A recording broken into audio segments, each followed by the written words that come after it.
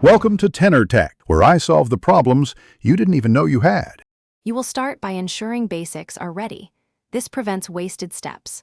First, run Windows Update and Reboot because drivers and power fixes often arrive there.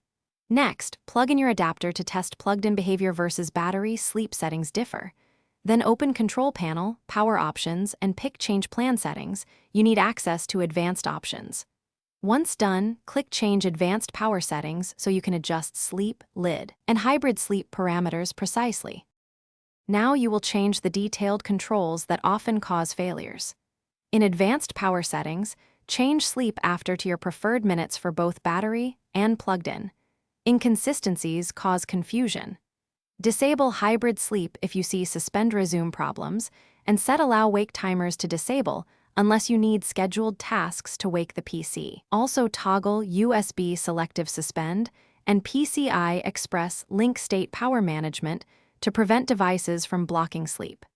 Make sure to apply and save these settings before testing. Finish by addressing drivers and system-level blockers so sleep actually engages.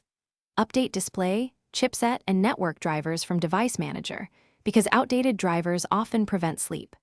Run powercug/requests and powercug/waketimers in an elevated command prompt to see what is blocking sleep, then resolve the listed processes or drivers. If problems persist, run sfc/scano and dism restore health. Reset power plans with powercug restore default schemes and test in a clean boot.